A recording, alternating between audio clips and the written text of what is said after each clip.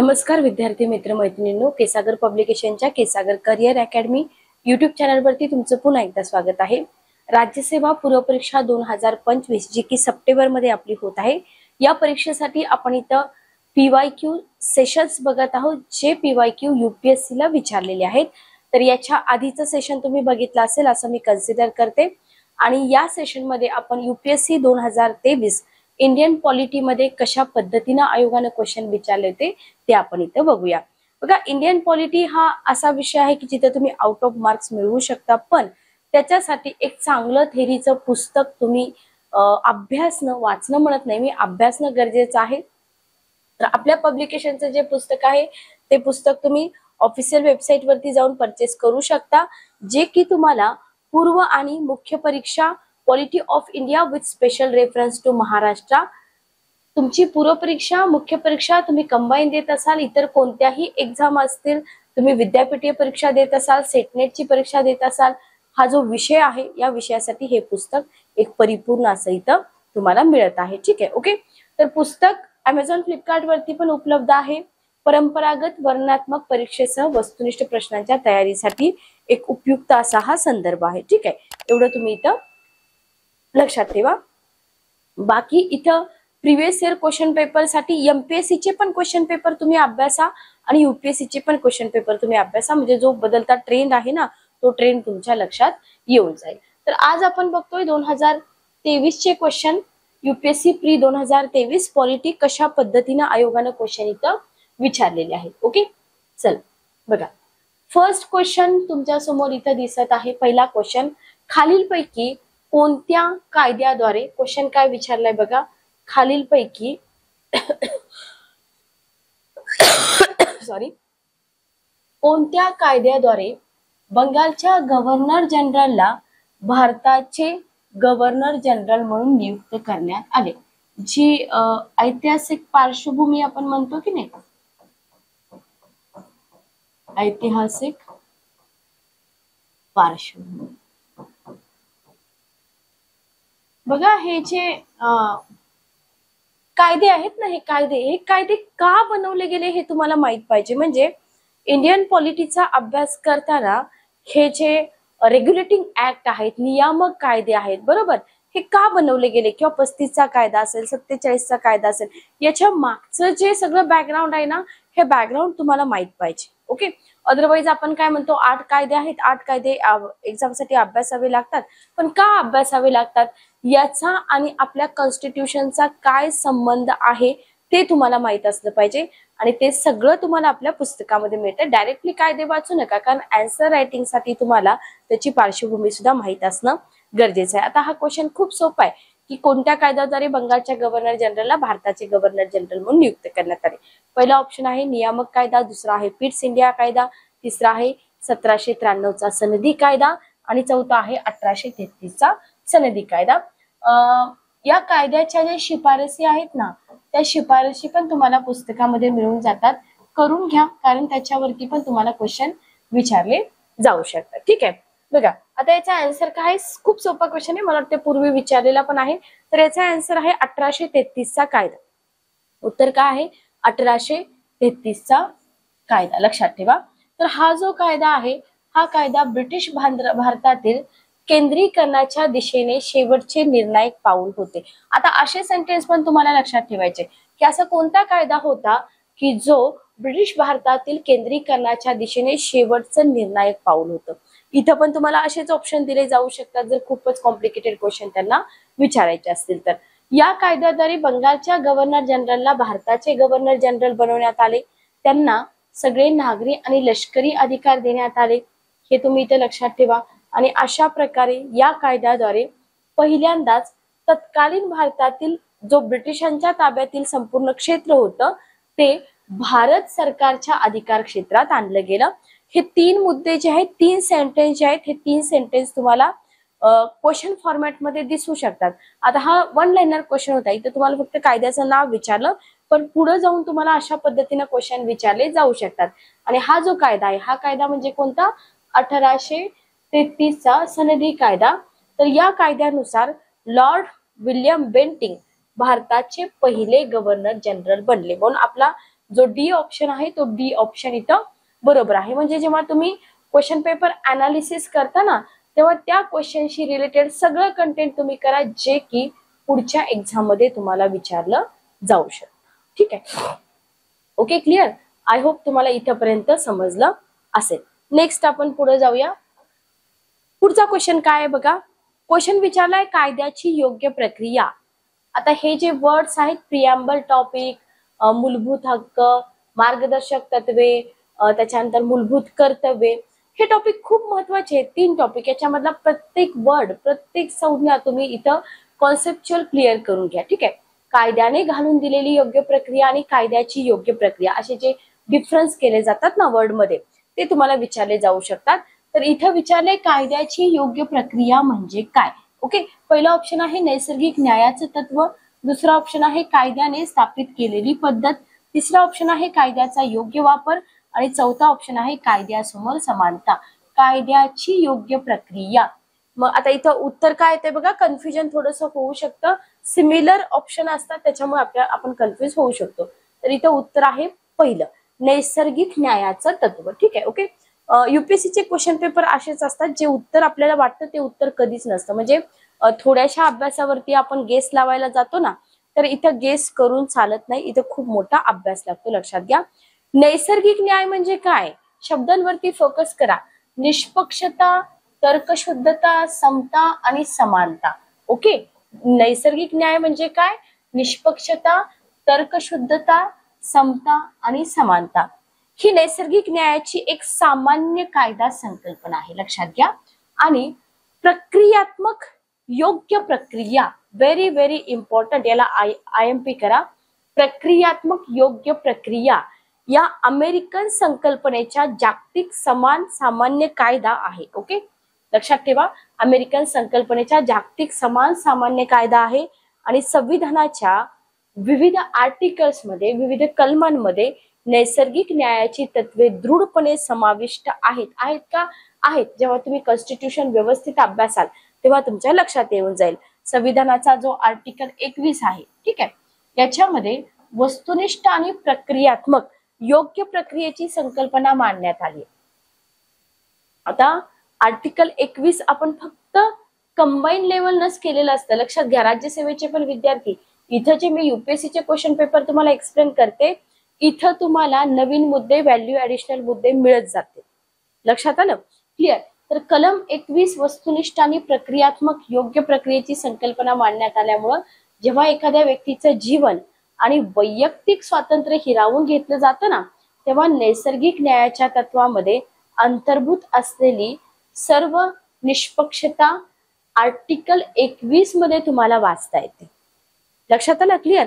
तर नैसर्गिक न्यायाचं तत्व आणि कलम 21 याला कोरिलेट करून जरी क्वेश्चन विचारला तरी तिथं आपल्याला आश्चर्य वाटायला नको. Okay, clear. तर अशा पद्धतीने हा क्वेश्चन होता, कायद्याची योग्य प्रक्रिया म्हणजे काय, नैसर्गिक न्यायाचं तत्व. नेक्स्ट क्वेश्चन बघा. खालीलपैकी कोणते विधान देशाच्या संविधानाचा मुख्य उद्देश सर्वोत्तम प्रकारे प्रतिबिंबित करते. पुन्हा एकदा मी क्वेश्चन रिपीट करते की खालीलपैकी कोणतं विधान आहे जे देशाच्या संविधानाचा मुख्य उद्देश सर्वोत्तम प्रकारे प्रतिबिंबित करते. पहिला ऑप्शन आहे ते आवश्यक कायदे बनवण्याचा उद्देश निश्चित करते, म्हणजे संविधान आपलं. ते राजकीय पदे आणि सरकार निर्माण करण्यास मदत करते. ते सरकारच्या अधिकारांची व्याख्या करते, लक्षात घ्या, त्यांना मर्यादित करते.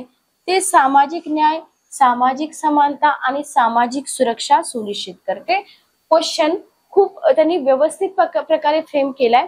इथं काय करायचंय माहिती का, इथं ते म्हणजे संविधान आहे ते तुम्हाला समजून घ्यायचं. ठीक आहे, इथं काय समजून घ्यायचं तुम्हाला, ते म्हणजे संविधान. ठीक आहे, ओके, क्लिअर. बघा, क्वेश्चन लेंदी तर नाहीये, पण क्वेश्चन त्यांनी व्यवस्थित इथं फ्रेम केलाय, म्हणजे इथं तुम्हाला माहित पाहिजे की आपलं संविधान नक्की काय करतं. बघा, इथं जर आपण बघितलं तर सरकारचे जे अधिकार आहेत, आपलं जे कॉन्स्टिट्यूशन आहे, आपलं कॉन्स्टिट्यूशन काय सांगतं की सरकारच्या अधिकारांची व्याख्या काय आहेत, आपल्या सरकारचे अधिकार, बरोबर. आणि हे अधिकार सांगून त्यांना मर्यादित करतं. अनलिमिटेड आहेत का, नाही, काहीतरी मर्यादा आहेत की नाही. आपल्या कॉन्स्टिट्यूशन बनवणारे जे महान लोक होते त्यांनी काहीतरी इथं मर्यादा केले सरकारवरती. लक्षात आलं? म्हणजे आपलं उत्तर काय आहे की हे योग्य विधान आहे किंवा हा मुख्य उद्देश आहे की हा उद्देश आहे का की बाबा कायदे तयार करणे? अजिबात नाही. बरोबर. राजकीय पदे सरकार फक्त राजकीय पदाने सरकार निर्माण करून चालेल का? नाही. कुठंतरी त्यांचे अधिकार मर्यादित केले पाहिजेत. म्हणजे ऑप्शन नंबर सी आपलं बरोबर उत्तर आहे. कोणतंही संविधान असू द्या, जगामध्ये सगळ्या देशांचे संविधान आहेत. बरोबर. मग कोणत्याही संविधानाचा जो मुख्य उद्देश आहे ना, तो मुख्य उद्देश सरकारची मूलभूत तत्वे, रचना आणि कार्य स्थापित करणे, देशातील व्यक्तींचे हक्क, स्वातंत्र्य परिभाषित करणे हेच आहे. म्हणजे कोणताही देश संविधान का बनवतं? तर सरकारची मूलभूत तत्वे, सरकारची रचना, सरकारची कार्य काय असतील हे स्थापित करण्यासाठी. बरोबर. किंवा त्या देशातील व्यक्तींचे हक्क काय आहेत त्याचं स्वातंत्र्य परिभाषित करतं प्रत्येक देशाचं कॉन्स्टिट्यूशन. लक्षात घ्या. आणि संविधान जे असतं ना, हा देशाचा सर्वोच्च कायदा म्हणून काम करतं. क्वेश्चन विचारले त्याच्यावरती पण विचारले. संविधान हा देशाचा सर्वोच्च कायदा म्हणून काम करतं आणि प्रशासनासाठी एक चौकट प्रदान करतं, सत्तेचं संतुलन सुनिश्चित करतं, वैयक्तिक हक्काचं संरक्षण करतं आणि राज्याच्या कामकाजाचे मार्गदर्शन करतं. म्हणून पर्याय नंबर सी जो आहे ना, हा पर्याय नंबर सी इथं आपल्याला बरोबर दिसतं. आय होप तुम्हाला उत्तर समजलं असेल. क्वेश्चन तितका अवघड नाही. नेक्स्ट क्वेश्चन काय आहे बघा. नेक्स्ट क्वेश्चन तुम्हाला विचारलाय, भारतातील खालील संघटना किंवा संस्था विचारात घेता संवैधानिक, बिगर संवैधानिक, कॉन्स्टिट्यूशनल, नॉन कॉन्स्टिट्यूशनल. ठीक आहे. न्यायिक, अर्धन्यायिक. ओके. अशा पद्धतीचे क्वेश्चन फार पूर्वीपासून आयोग विचारत आलेला आहे आणि हे बेसिक आहे. म्हणजे तुम्हाला एक भावी अधिकारी म्हणून तुम्हाला माहित पाहिजे की कोणत्या संस्था या संवैधानिक आहेत. म्हणजे आपल्या संविधानामध्ये त्यांचा उल्लेख आहे, त्यांच्या स्थापनेचा उल्लेख आहे. लक्षात आहे ना, की कोणत्या कायद्याने त्या स्थापन झालेल्या आहेत. पहिला ऑप्शन आहे राष्ट्रीय मागासवर्गीय आयोग, दुसरा ऑप्शन आहे राष्ट्रीय मानव अधिकार आयोग, तिसरा ऑप्शन आहे राष्ट्रीय कायदा आयोग, चौथा ऑप्शन आहे राष्ट्रीय ग्राहक वाद निवारण आयोग. आणि याच्यापैकी आपल्याला विचारले इथं अ ऑप्शन करा की फक्त राष्ट्रीय मागासवर्गीय आयोग हीच एक संवैधानिक संस्था आहे, फक्त 2 म्हणजे मानव अधिकार आयोग आहे, फक्त 3 म्हणजे राष्ट्रीय कायदा आयोग आणि चारही संस्था या संवैधानिक संस्था आहेत. बघा, मानव अधिकार आयोगावरनं जर तुम्ही उत्तर काढायला गेलात तर तुमचं उत्तर येऊन जातं. तर इथं जर आपण बघितलं तर मागासवर्गीय आयोग जो आहे ना, राष्ट्रीय मागासवर्गीय आयोग, ज्याला आपण एनसीबीसी म्हणतो, इंग्लिशमध्ये काय म्हणतो आपण याला?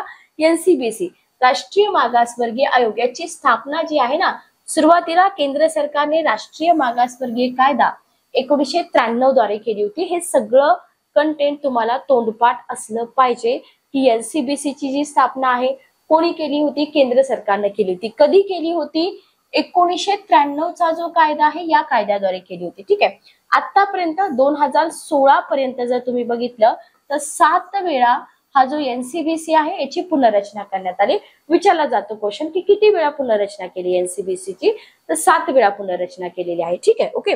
मग राष्ट्रीय मागासवर्गीय आयोग कायदा 1993 हा राष्ट्रीय मागासवर्गीय आयोग रद्द कायदा 2018 द्वारे रद्द करण्यात आलेला आहे. आयोगाला संवैधानिक दर्जा देण्यात आलेला आहे. म्हणजे काय माहिती का, कायद्याद्वारे स्थापन झाला होता एनसीबीसी आयोग, पण हा कायदा रद्द करण्यात आला. लक्षात घ्या. आणि कायदा रद्द करून झालं काय? इथं हा जो आयोग आहे राष्ट्रीय मागासवर्गीय आयोग एनसीबीसी, याला संवैधानिक दर्जा देण्यात आला. लक्षात आलं? कन्फ्युजन होऊ देऊ नका. कारण तुम्ही म्हणाल की मॅडम हा तर कायद्याद्वारे स्थापन झालाय, मग हा संवैधानिक कसा? कायदा रद्द केला आणि त्या आयोगाला संवैधानिक दर्जा देण्यात आलेला आहे. आणि संविधान 102वी दुरुस्ती कायदा 2018 घटना दुरुस्ती म्हणतो आपण याला, या कायद्याद्वारे त्याची स्थापना करण्यात आलेली आहे. उद्या जर तुम्हाला थिअरॉटिकल क्वेश्चन मध्ये हे सेंटेन्स असलं, संविधान 102वी दुरुस्ती कायदा 2018 याद्वारे एनसीबीसी ची स्थापना करण्यात आलेली आहे, तर इथं 93 चा कायदा आठवून कन्फ्युज होऊ नका. ओके. क्लिअर? तर खूप चांगल्या पद्धतीने क्वेश्चन इथं फ्रेम केले जातात. म्हणजे क्वेश्चन दिसताना खूप साधे सिंपल दिसतात, पण क्वेश्चन विचार करायला लावणारे असतात. ओके.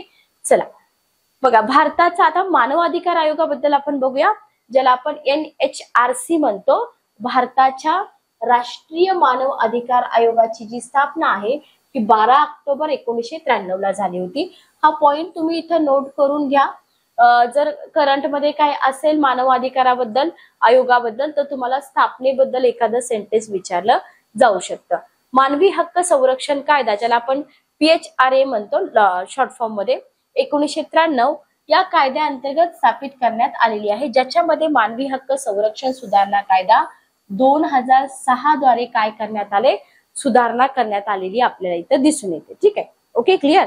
त्याच्यानंतर राष्ट्रीय ग्राहक वाद निवारण आयोग NCDRC राष्ट्रीय ग्राहक वाद निवारण आयोग हा भारतातील एक अर्धन्यायिक आयोग आहे. Very very important.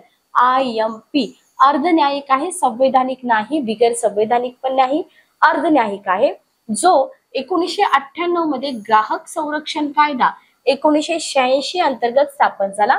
आता हे जे छोटे छोटे पॉइंट्स असतात ना, ग्राहक संरक्षण कायदा, तर हे कधीचं आहे हे जोड्या लावामध्ये तुम्हाला विचारले जाऊ शकतात. त्याच्यामुळं जेव्हा केव्हा तुम्ही एक्सप्लेनेशन ऐकत असाल, एक्सप्लेनेशन मन लावून ऐका, जेणेकरून त्याचा तुम्हाला बेनिफिट जास्तीत जास्त होईल. जस्ट एक मिनिट थांबा.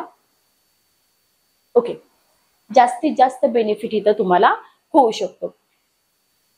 भारतीय कायदा आयोग, शेवटचा जो आपला ऑप्शन होता भारतीय कायदा आयोग, ही एक गैर संवैधानिक संस्था आहे. लक्षात घ्या, कोणती संस्था अर्धन्यायिक आहे, कोणती संस्था न्यायिक आहे, कोणती संस्था गैर वैधानिक आहे, वैधानिक आहे, कन्फ्युज होतं. पण जेव्हा तुम्ही वारंवार रिव्हिजन कराल तेव्हा हे कन्फ्युजन दूर होईल. भारत सरकार कायदा आणि न्याय मंत्रालय कायदेशीर व्यवहार विभाग यांच्या अधिसूचनेद्वारे स्थापन केली जाते, ज्याचा विशिष्ट संदर्भ कालावधी कायद्याच्या क्षेत्रात संशोधन करण्यासाठी आणि त्यांच्या संदर्भ अटीनुसार सरकारला शिफारसी करण्यासाठी असतो. तर चारही ऑप्शन इथं आपण एक्सप्लेन केलेले आहे. कायदा आयोग कशासाठी असतो लक्षात ठेवा. जरी तुम्हाला ऑप्शन मध्ये विचारलं असलं तरी पुढे जाऊन याच्यावरती सेपरेट एखादा क्वेश्चन येऊ शकतो.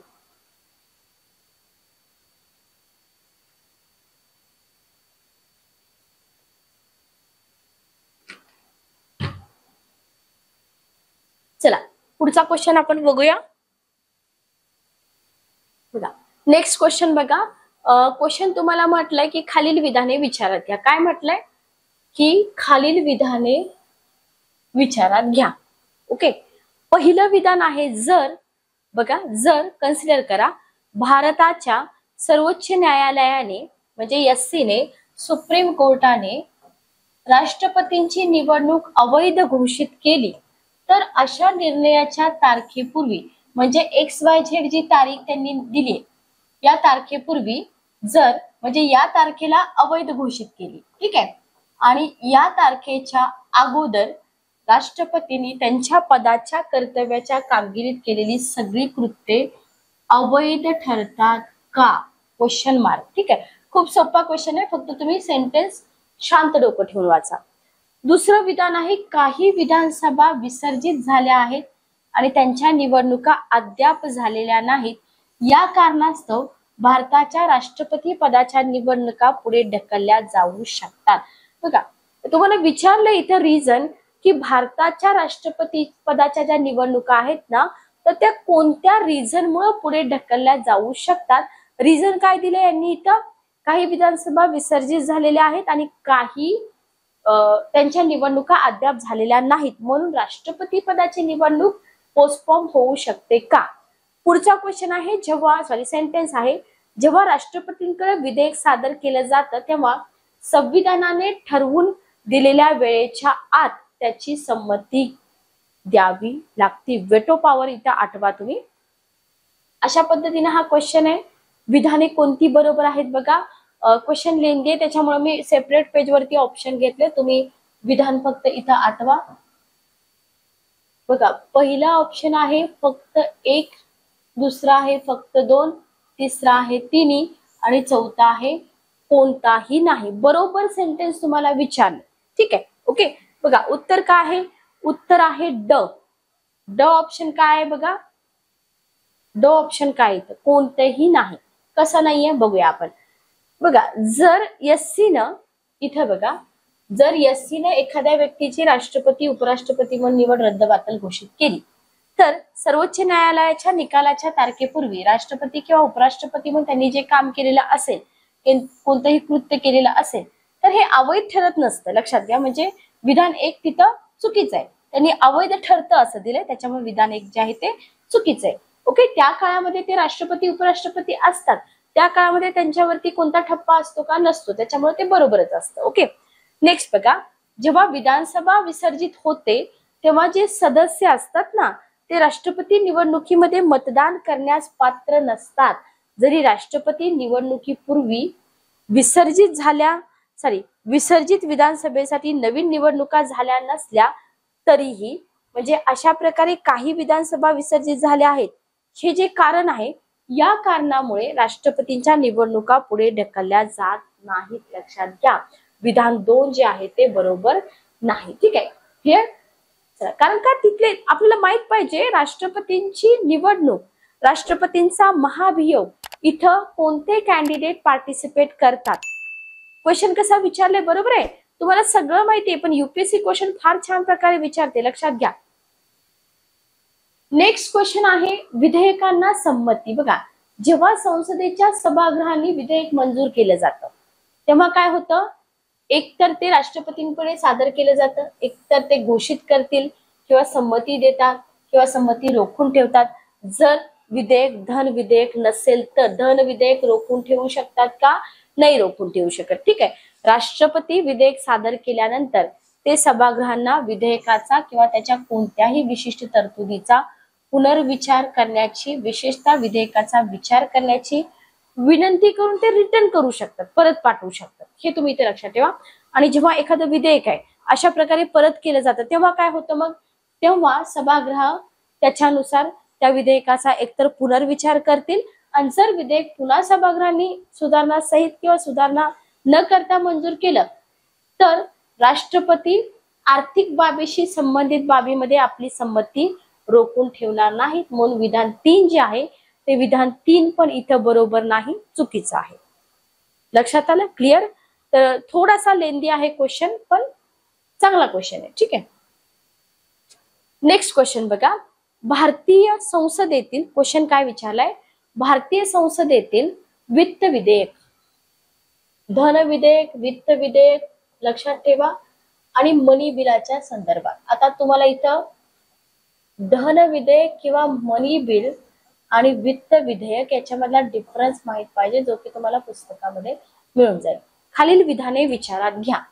जेव्हा लोकसभा वित्त विधेयक राज्यसभेमध्ये पाठवते, बघा धन विधेयकाबाबत लोकसभेला खूप जास्त अधिकार आहेत, बरोबर. मग जेव्हा लोकसभा वित्त विधेयक राज्यसभेत पाठवते तेव्हा राज्यसभा विधेयकामध्ये सुधारणा करू शकते किंवा नाकारू शकते. चुकीचं आहे सेंटेन्स, सगळ्यांनाच माहिती, बरोबर. जेव्हा लोकसभा, लक्षात घ्या, राज्यसभेत अर्थ विधेयक, बरोबर. आता मी इथं चुकीचं म्हटलंय पण तुम्ही इथं वित्त विधेयक याच्यावरती फोकस करा. जेव्हा लोकसभा राज्यसभेत अर्थ विधेयक पाठवते तेव्हा राज्यसभा विधेयकाला सुधारणा किंवा नकार देऊ शकत नाही, ती फक्त शिफारसी करू शकते. बरोबर आहे का? बरोबर आहे. लोकसभा आणि राज्यसभा यांच्यामध्ये जर मतभेद असतील तर अर्थ विधेयकासाठी संयुक्त बैठक होत नाही, परंतु वित्त विधेयकासाठी संयुक्त बैठक आवश्यक असते. ऑप्शन नंबर अ आहे. किती विधाने बरोबर आहेत? फक्त 1, फक्त 2, 3 आणि कोणतंही नाही. साधा सोपा क्वेश्चन आहे, कन्फ्यूज करतो पण. बघा ऑप्शन नंबर अ, फक्त 1 बरोबर, फक्त 1 बरोबर आहे असं म्हटलंय. कसं ते बघूया आपण. का विधान 2 बरोबर आहे का? फक्त 2 आणि 3. इथे जर आपण बघितलं तर वित्त विधेयक हे संविधानाच्या कलम 110 अ अंतर्गत परिभाषित केलेले एक मनी बिल आहे. लक्षात ठेवा, हे कलम 112 अंतर्गत वार्षिक आर्थिक विवरणपत्र जे पाठीमागच्या क्वेश्चन पेपर मध्ये आपण बघितलं होतं, एक भाग म्हणून सादर केले जाते. Very very important. कलम 110 अ, कलम 112. ओके. राज्यसभेला मनी बिलांबाबत मर्यादित अधिकार आहेत. लोकसभेने मंजूर केल्यानंतर राज्यसभेकडे पाठवल्यानंतर ते नाकारू शकतात का? नाही. सुधारणा करू शकतात का? नाही. फक्त शिफारसी करू शकतात. 14 दिवसांच्या आत विधेयक त्यांना परत करावे लागतं आणि राज्यसभेने केलेल्या कोणत्याही किंवा सगळ्या शिफारसी स्वीकारायच्या का नाकारायच्या हे लोकसभेवरती डिपेंड करतं. त्याच्यामुळं विधान 2 जे आहे ना ते विधान 2 आपल्याला इथं बरोबर दिसतं. ठीक आहे. शिफारसी करू शकतात जसं की मी इथं बरोबर म्हणून तुम्हाला सांगितलेलं आहे. Okay, clear. वित्त विधेयक हे मनी बिलाच्या सर्व अटींच्या अधीन असतं, लक्षात ठेवा. आणि याच्यामुळं राज्यसभा त्याच्यावरती फक्त शिफारसी करू शकतं. राज्यसभा वित्त विधेयकात सुधारणा करू शकत नाही कारण ते मनी बिल सारखंच असतं. आपल्याला असं वाटतं की मनी बिल विषयी त्याचे नियम वेगळेत, वित्त विधेयकाविषयी वेगळे. त्याच्यामुळे विधान 1 पण आहे ना, तर विधान 1 पण इथं चुकीचं असलेलं आपल्याला समजून जातं. ठीक आहे. Okay, clear. वित्त विधेयक हे धन विधेयक असल्यामुळं तुम्हाला सेंटेन्स येऊ शकतं की वित्त विधेयक हे धन विधेयक असते. बरोबर आहे का चूक आहे? बरोबर आहे. कलम 108 अंतर्गत वित्त विधेयकासंदर्भात दोन्ही सभागृहांची संयुक्त बैठकीची परवानगी नाही. जर धन विधेयकाबाबत नाही तर जे विधेयक धन विधेयक असतं त्याच्या बाबतीत असेल का? नाही. तथापि आयोगाने हे विधान खरं मानलं असेल हे तुम्हाला इथं दिलेलं आहे, लक्षात ठेवा. नेक्स्ट क्वेश्चन काय आहे बघा. नेक्स्ट क्वेश्चन आहे भारतातील अनुसूचित क्षेत्र संदर्भात खालील विधाने विचारात घ्या. पहिलं विधान आहे राज्यातील एखाद्या क्षेत्राला अनुसूचित क्षेत्र म्हणून अधिसूचित करणं राष्ट्रपतींच्या आदेशाद्वारे केले जाते. पहिलं विधान. दुसरं विधान आहे अनुसूचित क्षेत्र म्हणून तयार होणारा सर्वात मोठा प्रशासकीय एकक जिल्हा आहे आणि सर्वात लहान एकक म्हणजे ब्लॉक मधील गावांचा समावेश आहे. तिसरं विधान आहे संबंधित राज्याच्या मुख्यमंत्र्यांनी राज्यांच्या अनुसूचित क्षेत्रांच्या प्रशासनाबाबत वार्षिक अहवाल केंद्रीय गृह मंत्रालयाला सादर करणं आवश्यक आहे. बरोबर आहे का? बघा किती विधानं बरोबर आहेत असं तुम्हाला इथं म्हटलंय. अशा पद्धतीचे क्वेश्चन एमपीएससी ला कधी जास्त विचारत नाहीत पण आता इथून पुढे विचारले जाऊ शकतात. ठीक आहे. Okay, clear. अनुसूचित क्षेत्र म्हणजे काय? अनुसूचित क्षेत्र म्हणजे काय? विधान 1 बरोबर आहे, राष्ट्रपती बरोबर आहे. ठीक आहे. त्याच्यामुळं कोणतंही नाही, हा नाही येणार ऑप्शन. त्याच्यानंतर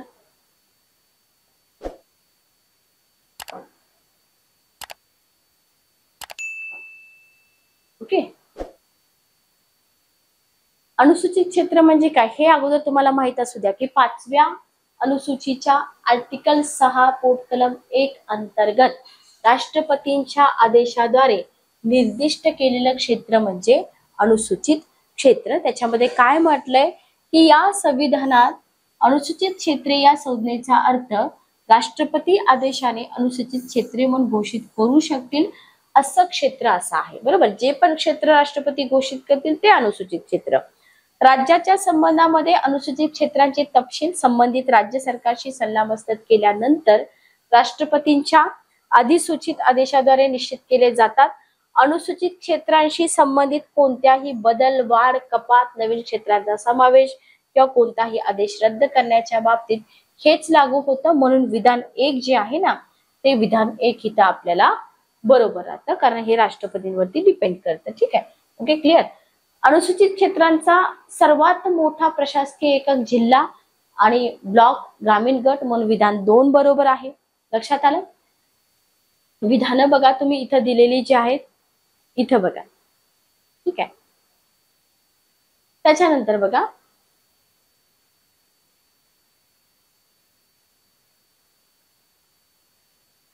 नेक्स्ट बघा संघ राज्याची कार्यकारी शक्ती राज्याला सदर क्षेत्रांच्या प्रशासनाबाबत निर्देश देण्यापर्यंत विस्तारित झालेली आहे हे आपल्याला माहित असतं.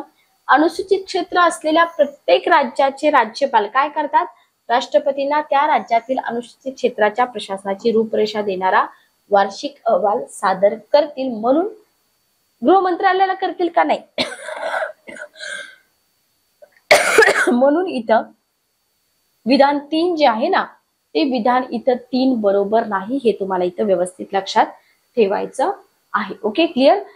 नेक्स्ट क्वेश्चन जे आहेत ते आपण नेक्स्ट पार्ट मध्ये कव्हर करूया. चला नेक्स्ट क्वेश्चन आहे बघा खालील विधाने विचारात घ्या. ठीक आहे. पहिलं विधान आहे, भारतीय सर्वोच्च न्यायालयाने त्यांच्या काही निर्णयांमध्ये असं म्हटलं आहे की भारतीय संविधानाच्या कलम 16(4) अंतर्गत बनवलेल्या आरक्षण धोरणांना प्रशासनाची कार्यक्षमता राखण्यासाठी कलम 335 द्वारे मर्यादित केलं जाईल. खूप चांगला क्वेश्चन आहे. याच्यामध्ये जेवढे आर्टिकल आलेत ना ते आर्टिकल व्यवस्थित केअरफुली लक्षात ठेवा. विधान दुसरं आहे इथं, भारतीय संविधानाच्या कलम 335 मध्ये प्रशासनाची कार्यक्षमता ही संज्ञा परिभाषित केलेली आहे. विधाने विचारात घ्या असं तुम्हाला इथं म्हटलेलं आहे. आर्टिकल तुम्हाला इथं माहित असायला पाहिजे. ठीक आहे.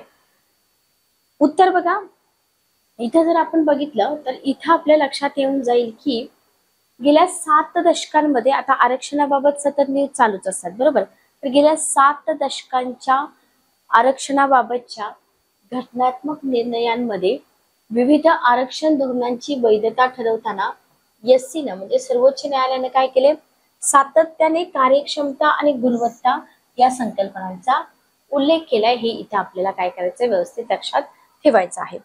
न्यायालयानं अनेक निर्णय दिले आहेत, जसं की इंदिरा सहानी विरुद्ध भारत संघ हा खटला कशाशी संबंधित आहे असा सिंपल क्वेश्चन पण येऊ शकतो, किंवा यम नागराज इतर विरुद्ध भारत संघ, हे 2 खटले लक्षात ठेवा आरक्षणाशी रिलेटेड आहेत.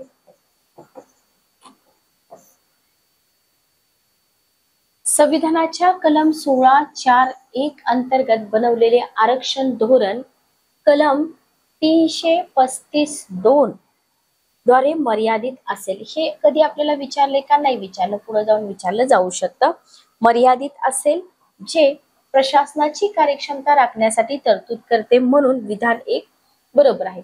विधान 1 जर आपण बघितलं तर विधान 1 बरोबर आहे का, बरोबर आहे, लक्षात घ्या. तर 16(4) आणि 335 शी रिलेटेड जे विधान दिलेलं आहे ते बरोबर आहे.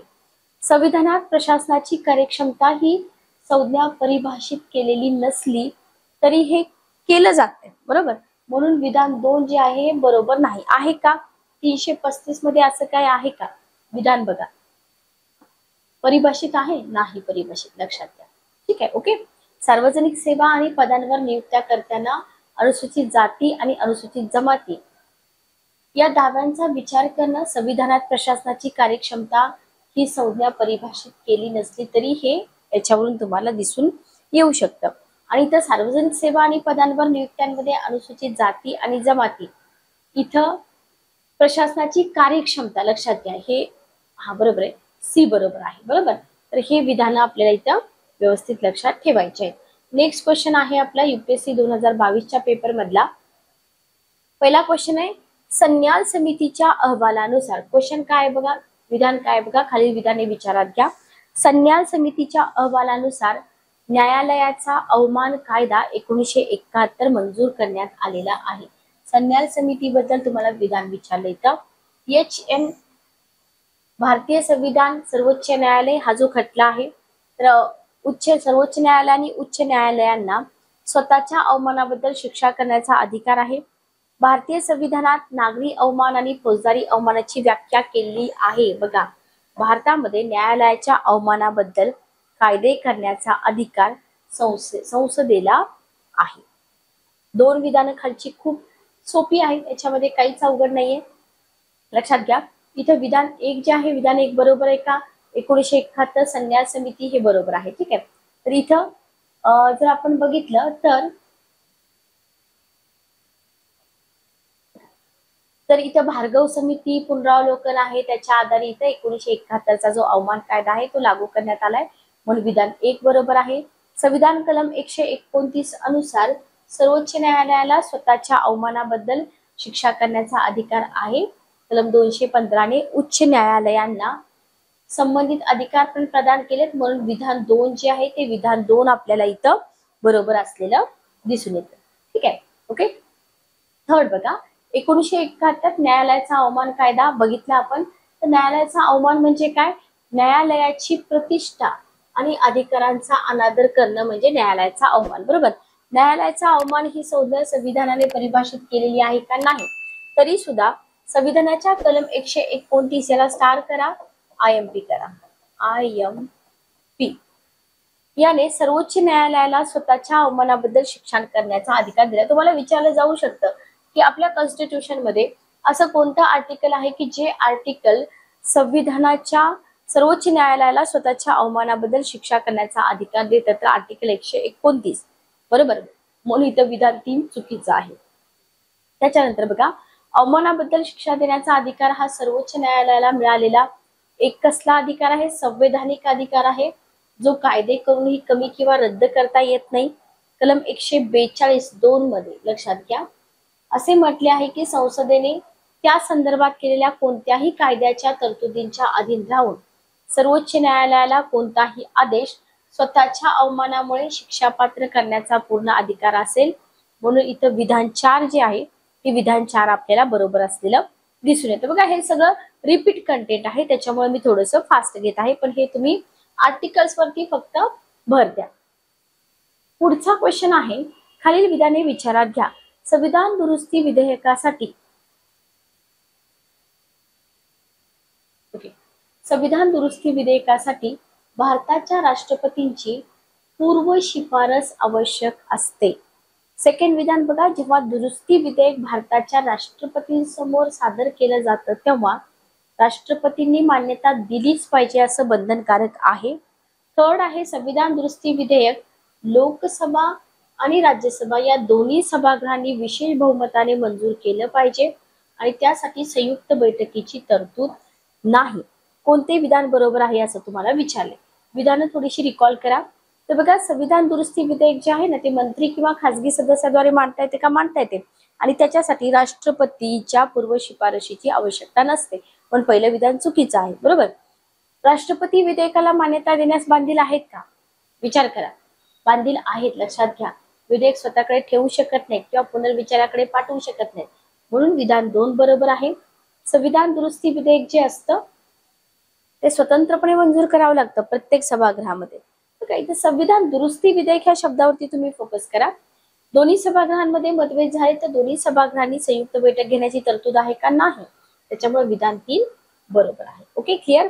नेक्स्ट क्वेश्चन बघा, भारतीय संविधानाने मंत्र्यांचे 4 श्रेणीमध्ये वर्गीकरण केलेले आहे. ते म्हणजे कॅबिनेट मंत्री, स्वतंत्र प्रभार राज्यमंत्री, राज्यमंत्री आणि उपमंत्री. संविधानानं वर्गीकरण केले का हे तुम्हाला इथं विचारले. नेक्स्ट सेंटेन्स आहे, पंतप्रधानांसह केंद्र सरकारमधील एकूण मंत्र्यांची संख्या लोकसभेच्या एकूण सदस्य संख्येच्या 15% जास्त नसावी. 15% ही फिगर बरोबर आहे का बघा. आणि मग तुम्हाला खाली ऑप्शन दिलेले आहेत A, B, C आणि D. ठीक आहे, चला बघा उत्तराकडे जाऊया. मंत्रिमंडळाचे 3 वर्ग असतात, कॅबिनेट मंत्री, राज्यमंत्री, उपमंत्री. बरोबर, ओके. फरक काय आहे? त्यांचा दर्जा, त्यांचा पगार आणि त्यांचं राजकीय महत्व. विधान 2 बरोबर आहे का? मग बरोबर नाही. पंतप्रधानांसह मंत्रिमंडळाच्या एकूण सदस्यांची संख्या लोकसभेच्या एकूण सदस्य संख्येच्या 15% जास्त नसावी. ही तरतूद 91वी घटना दुरुस्ती 2003. त्याच्यामुळे हे जे विधान आहे हे विधान कसं आहे? बरोबर आहे. नेक्स्ट बघा, खालीलपैकी कोणते लोकसभेचे एकमेव अधिकार आहेत? क्वेश्चन काय विचारलाय तुम्हाला? कोणते लोकसभेचे एकमेव अधिकार आहेत? ओके, फर्स्ट आहे आणीबाणीच्या घोषणेला मान्यता देणं. पहिलं विधान आहे आणीबाणीच्या घोषणेला मान्यता देणं. सेकंड आहे मंत्रिमंडळाविरुद्ध अविश्वास प्रस्ताव मंजूर करणं. थर्ड आहे भारताच्या राष्ट्रपतींवरती महाभियोग चालवणं. ओके, तर खाली दिलेल्या कोडचा वापर करून आपल्याला काय करायचं? उत्तर निवडायचं आहे. बघा, मंत्रिमंडळाविरुद्ध अविश्वास प्रस्ताव मंजूर करण्याचा एकमेव अधिकार कोणाला आहे? एकमेव अधिकार फक्त आणि फक्त लोकसभेला आहे. ठीक आहे, जेव्हा लोकसभा मंत्रिमंडळाविरुद्ध अविश्वास प्रस्ताव मंजूर करते तेव्हा सगळ्या मंत्र्यांना राजीनामा द्यावा लागतो. म्हणून विधान 2 जे आहे ते विधान 2 पण बरोबर आहे. त्याच्यानंतर बघा, आणीबाणीच्या घोषणेचा जो ठराव आहे संसदेच्या प्रत्येक सभागृहाच्या एकूण सदस्य संख्येच्या बहुमताने आणि उपस्थित मतदान करणाऱ्या सदस्यांच्या 2/3 बहुमताने मंजूर झाला पाहिजे. हेही तुम्हाला इथं काय करायचं आहे? व्यवस्थित लक्षात ठेवायचं आहे. Okay, clear. चला नेक्स्ट बघा, राष्ट्रीय आणीबाणीची घोषणा, बघा राष्ट्रीय आणीबाणीची घोषणा जी असते ना ती संसदेच्या प्रत्येक सभागृहासमोर ठेवली जाते. प्रत्येक सेंटेन्स वरती हायलाइट करा, खूप महत्वाचं आहे. जर एका महिन्याच्या आत मान्यता मिळाली नाही तर काय होतं, ती लागू होणं बंद होतं. पण एकदा जर ती मंजूर झाली तर ती किती महिने, 6 महिने लागू राहू शकते. बरोबर. परिणामी आणीबाणीची घोषणा लोकसभा आणि राज्यसभा दोन्हीकडून मंजूर केली जाते. म्हणजे हा लोकसभेचा एकमेव अधिकार आहे का, नाही, त्याच्यामुळे विधान जे आपलं एक आहे ते बरोबर नाही. ओके. राष्ट्रपतींवर महाभियोग, लक्षात घ्या, राष्ट्रपतींवरती महाभियोग. ठीक आहे. आता राष्ट्रपतींवरती महाभियोगाचा प्रस्ताव मूळ सभागृहात विशेष बहुमताने, म्हणजे 2/3, विशेष बहुमत म्हणजे 2/3 आवश्यक आहे. ठीक आहे. याच्यानंतर हा प्रस्ताव दुसऱ्या सभागृहामध्ये विचारार्थ पाठवला जातो. दुसरं घर निरीक्षक म्हणून काम करतं. बरोबर. राष्ट्रपतींवरच्या आरोपांची चौकशी करण्यासाठी एक निवड समिती स्थापना केली जाते आणि भारताच्या राष्ट्रपतींवरती महाभियोग लोकसभा आणि राज्यसभा दोन्ही अंतर्गत येतो. हा लोकसभेचा एकमेव अधिकार नाही म्हणून विधान 3 बरोबर नाही, लक्षात घ्या. ठीक आहे. Okay, clear. 86 नंबरचा क्वेश्चन बघा. भारतामध्ये पक्षांतर विरोधी कायद्याच्या संदर्भात विधाने विचारात घ्या. पक्षांतर विरोधी कायदा कधीचा आहे याच्यावरती नॉर्मल क्वेश्चन विचारले, पण विधानं कधी आपल्याला विचारली नाहीत. पहिलं विधान आहे, कायद्यानुसार नामनिर्देशित आमदार सभागृहामध्ये नियुक्त झाल्यानंतर 6 महिन्याच्या आत कोणत्याही राजकीय पक्षात सामील होऊ शकत नाहीत म्हटलंय. 6 महिने म्हटलंय. पक्षांतर प्रकरणाचा निर्णय किती आत घ्यावा यासाठी अध्यक्षीय अधिकाऱ्याने कोणतीही कालमर्यादा दिलेली नाही. आणि इथे तुम्हाला ऑप्शन दिले, तर उत्तर बघा. पक्षांतर विरोधी कायद्यानुसार लोकप्रतिनिधीला अपात्र ठरवण्यात येतं का, येतं. फक्त एक विधान बरोबर आहे. तर निवडून आलेले सदस्य स्वतःच्या इच्छेने राजकीय पक्षाचे सदस्यत्व सोडतो. एक अपक्ष निवडून आलेला सदस्य राजकीय पक्षात सामील होतो. सभागृहात पक्षाच्या भूमिकेविरुद्ध सदस्यांनी दिलेलं मतदान, सदस्य मतदानापासून दूर राहतो. 6 महिन्यांची मुदत संपल्यानंतर नामनिर्देशित सदस्य राजकीय पक्षात सामील होतो. ओके. तर हे अपात्र होण्याशी रिलेटेड पॉइंट्स तुम्हाला दिलेले आहे. म्हणून कोणताही नामनिर्देशित आमदार सभागृहात नियुक्ती झाल्यानंतर 6 महिन्याच्या आत कोणत्याही राजकीय पक्षात सामील होऊ शकतो, परंतु 6 महिन्यानंतर नाही. म्हणून विधान 1 चुकीचं आहे. ओके. कायद्यानुसार सदस्यांना अपात्र ठरवण्याबाबत निर्णय घेण्याचा अधिकार कुणाला आहे, सभागृहाच्या अध्यक्षांना आहे. जर सभागृहाच्या अध्यक्षांच्या पक्षाबाबत कोणतीही तक्रार प्राप्त झाली तर सभागृहाने निवडून दिलेल्या इतर कोणत्याही सदस्याला या संदर्भात निर्णय घेण्याचा अधिकार आहे. म्हणून अध्यक्षीय अधिकारी जो असतो ना त्याने पक्षांतराच्या प्रकरणाचा निर्णय किती आत घ्यावा याची कोणतीही कालमर्यादा कायद्यामध्ये नाही. म्हणून विधान 2 हे इथं बरोबर असलेलं आपल्याला दिसून येतं. ठीक आहे. Okay, clear. नेक्स्ट बघा 87 नंबरचा क्वेश्चन. काय क्वेश्चन बघा.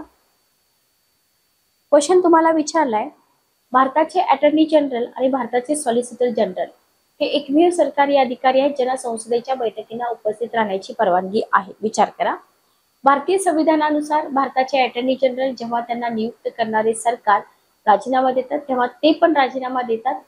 कोणती विधाने बरोबर आहेत असं तुम्हाला इथं विचारले. फक्त 1, फक्त 2, 1 आणि 2 दोन्ही, आणि 1 आणि 2 दोन्ही पण नाही.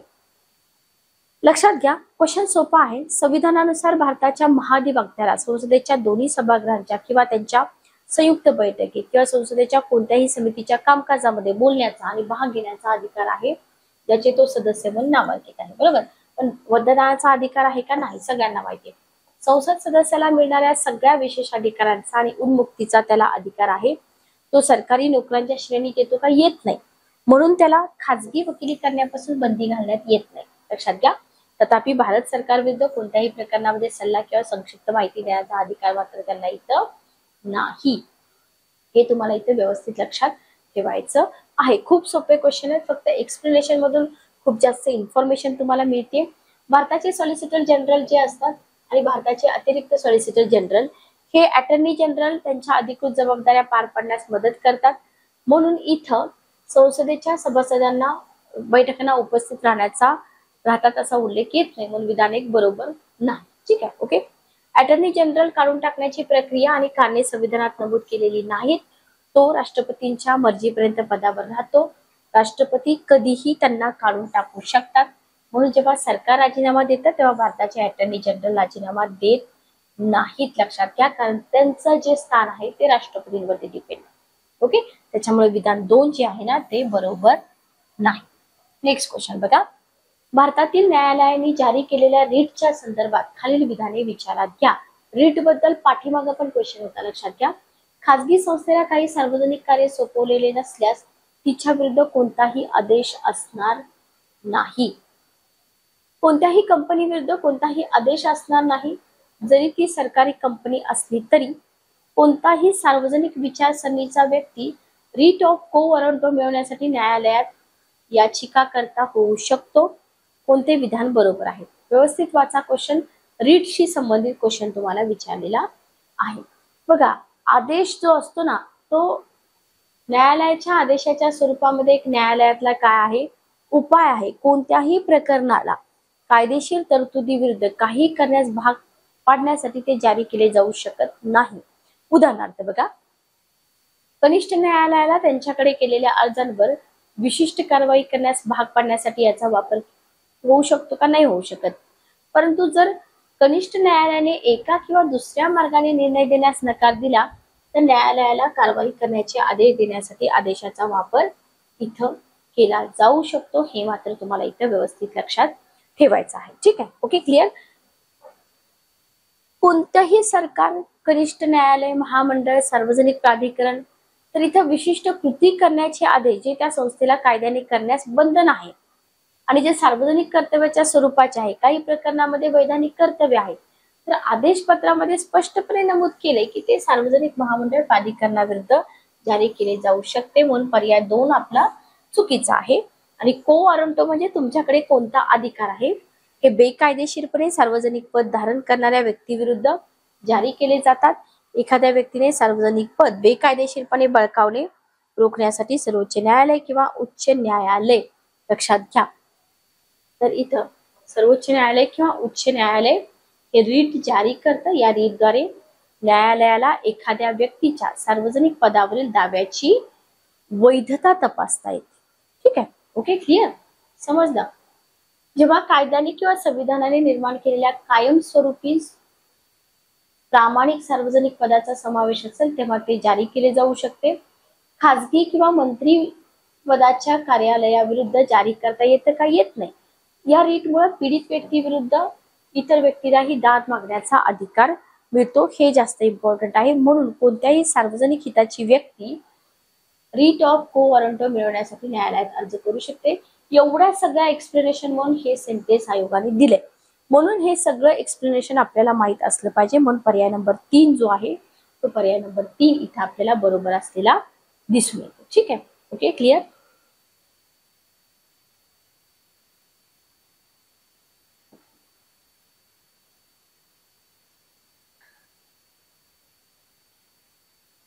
जस्ट एक मिनिट थांबा. पुढचा क्वेश्चन आहे लोकसभेच्या उपसभापतींच्या संदर्भात. लोकसभेच्या कार्यपद्धती आणि कामकाजाच्या नियमानुसार उपसभापतीची निवडणूक सभापती निश्चित करतील त्या तारखेला होईल. बरोबर आहे का? बघा, लोकसभेच्या उपसभापती पदाचा उमेदवार हा मुख्य विरोधी पक्षातून किंवा सत्ताधारी पक्षातून निवडून आला पाहिजे अशी अनिवार्य तरतूद आहे. जस्ट एक मिनिट थांबा. तर आपण लास्ट क्वेश्चन बघत होतो लोकसभेशी रिलेटेड. लोकसभेच्या उपसभापतींच्या संदर्भात खालील विधाने विचारात घ्या असा क्वेश्चन आहे. फर्स्ट सेंटेन्स काय आहे बघा, लोकसभेच्या कार्यपद्धती आणि कामकाजाच्या नियमानुसार उपसभापतीची निवडणूक सभापती निश्चित करतील. ठीक आहे, ओके.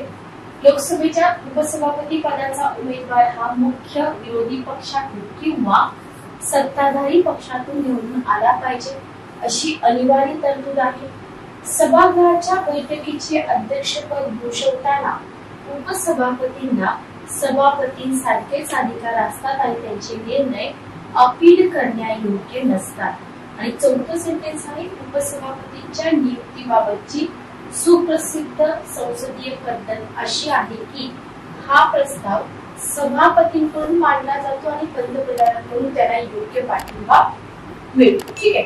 ओके. तर इथं तुम्हाला विधानं दिलेली आहेत आणि इथं काय करायचंय तुम्हाला माहितीये, इथं तुम्हाला कोणतं विधान बरोबर आहे ते ओळखायचंय. पाठीमागे दिलेली विधानं रिकॉल करा. मी तुम्हाला इथं त्याचे आन्सर एक्सप्लेन करते. बघा, लोकसभेतील कार्यपद्धती जर तुम्ही बघितली तर लोकसभा कार्यपद्धती आणि लोकसभेचे जे नियम आहेत त्याच्या आधी पण लोकसभेच्या नियमांवरती आयोगाने क्वेश्चन विचारला होता. तर लोकसभेतील कार्यपद्धती आणि कामकाजाच्या नियमानुसार उपसभापतींची निवडणूक सभापतींनी निश्चित केलेल्या तारखेला होईल. लक्षात ठेवा, परंपरेनुसार भारतातील उपसभापती पद विरोधी पक्षाला दिलं जातं. त्याच्यामुळे इथे जर पर्याय एक जे आहे ते योग्य आहे. लक्षात. ठीक आहे. ओके. त्याच्यानंतर बघा, 10व्या लोकसभेपर्यंत सभापती आणि उपसभापती दोघंही सत्ताधारी पक्षातून निवडले जात असत. ओके. तर लक्षात घ्या, दोघंही कशातून निवडले जात असत, सत्ताधारी पक्षातून निवडले जात असत. ओके. 11व्या लोकसभेपासून सभापती पद सत्ताधारी पक्ष आघाडीला आणि उपसभापती पद मुख्य विरोधी पक्षाला देण्यात यावे याच्यावरती एकमत झाले. म्हणून इथं पर्याय 2 जो आहे तो पर्याय 2 आपल्याला इथं बरोबर असलेला दिसून येतो. नेक्स्ट बघा, भारतीय संविधानातील तरतुदी. लक्षात घ्या, आपल्या संविधानातल्या तरतुदी, लोकसभेच्या कामकाजाचे नियम आणि इतर सभागृहातील संसदेच्या वाघेची अंतिम व्याख्याती आहे. लक्षात घ्या. तर इथं जर बघितलं, सदस्यांकडून आदर केला जाणारा आणि बंधनकारक स्वरूपाचा असलेल्या तरतुदींच्या अर्थ लावण्याच्या बाबींवर तो वारंवार निर्णय घेतो. ठीक आहे. लक्षात घ्या, म्हणजे त्यांचा निर्णय जो असतो तो अंतिम असतो. लक्षात ठेवा. मग इथं तुम्हाला आर्टिकल 95 बद्दल पण उल्लेख केलाय की कलम 95 मध्ये उपसभापती किंवा इतर कोणत्याही व्यक्तीला सभापती पदाची कर्तव्य पार पाडण्याचा किंवा सभापती म्हणून काम करण्याचा अधिकार प्रदान केला आहे. म्हणून उपसभापती सभागृहाच्या बैठकीचा अध्यक्षस्थान भूषवत असताना त्यांचे अधिकार लोकसभा अध्यक्षांच्या अधिकाराने इतकेच असतात. त्यांच्या निर्णयाविरुद्ध अपील करता येत नाही. म्हणून पर्याय 3 पर्यंत बरोबर आहे. अशा पद्धतीने युपीएससीला खूप चांगले क्वेश्चन विचारले जातात. लक्षात ठेवा. आणि चौथं विधान का चुकीचं आहे, कारण लोकसभेच्या सदस्यांमधून उपसभापतीची निवड केली जाते. सभापतीच्या निवडीनंतर उपसभापतीची पण निवड केली जाते. पण पर्याय जो 4 आहे तो चुकीचा आहे. ठीक आहे. ओके. तर अशा पद्धतीने काही युपीएससीचे प्रिव्हियस इयरचे क्वेश्चन पेपर आपण इथं डिस्कस केलेले आहेत. याचा तुम्ही डिटेलमध्ये अभ्यास करा. पुस्तक मी तुम्हाला सजेस्ट केलेलं आहे. तर 21 तारखेपासून आपले लाईव्ह सेशन चालू होतील. सगळ्या विद्यार्थ्यांनी अटेंड करा. सकाळी 10 ते 11:30 दीड तासाचं आपलं लाईव्ह सेशन असेल राज्यसेवा पुनर्परीक्षेसाठी. तर भेटूया आपल्या पुढच्या सेशन मध्ये. Good day. Take care.